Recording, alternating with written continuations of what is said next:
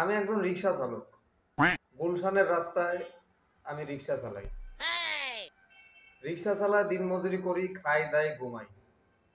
দিন শেষে অনেক সরকারি চাকরিজীবী আলা আমার কাছে খাওয়া নাই। গুলশানের রাস্তায় রিক্সা চালাই। যাত্রী যখন আমার গাড়ির সামনে আসে 50 টাকা, গাড়িতে উঠলে 100, এই রোড থেকে ওই রোডে গেলে 200 টাকা। আমি গুলশানের রিক্সা আলা, মোহাম্মদপুরে ডাকাইত, গুলশানের রিক্সা আলা একই সমান। অগো নাম ডাকাইত, আমগো নাম রিক্সা আলা। মোহাম্মদপুরের ডাকাইতরা সারাদিন ডাকাতি করে, রাইতেও ডাকাতি করে। আমরা রাতে রিক্সা চালাই না, আমরা দিনে রিক্সা চালাই। ডাকাতি কইরা যা ইনকাম করে তার চেয়ে ডবল ইনকাম আমরা সারাদিন। অনেক ছেলে মেয়ে সারাদিন সিবি নিয়ে এদিক সেদিক ঘুরে বেড়ায়, দিন শেষে শূন্য। আর আমরা রিক্সা নিয়ে সারাদিন ঘুরি, দিন শেষে 2000। সাধারণ রিক্সাওয়ালা আর গুলশানের রিক্সাওয়ালা সমান না। সারা দেশের রিক্সাওয়ালা যেমন খায় মায়ের, গুলশানের রিক্সাওয়ালাকেও মায়ের খাওয়া লাগে না।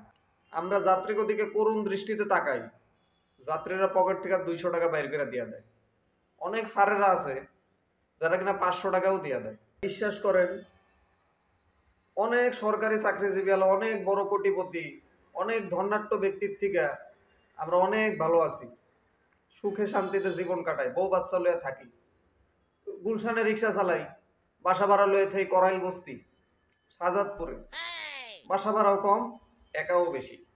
অনেকে কয় হ্যাঁ ডিগ্রি পাস করছি, চাকরি পাই না, এই পাই না, কি করবো, বেকার ঘুরি। আপনাকে সাজেস্ট করবো, আপনারা রিক্সা নেন, দরকার পড়লে আমার লগে যোগাযোগ করেন, আপনাকে রিক্সার ব্যবস্থা করে দিব। যদি রিক্সা চালান, মাস শেষে কিছু হোক বা না হোক আপনার পকেটে 30,000 টাকা থাকবে। আর বৃষ্টি বাদলের দিনে কোনো কথাই নাই, 100 টাকার ভাড়া 200 টাকা, এটাই বাস্তব। আপনারা যারা সার্টিফিকেট লিয়া রাস্তায় রাস্তায় ঘুরেন, তারা আজই রিক্সা নেন, জীবনে এক ধাপ আগায় যান।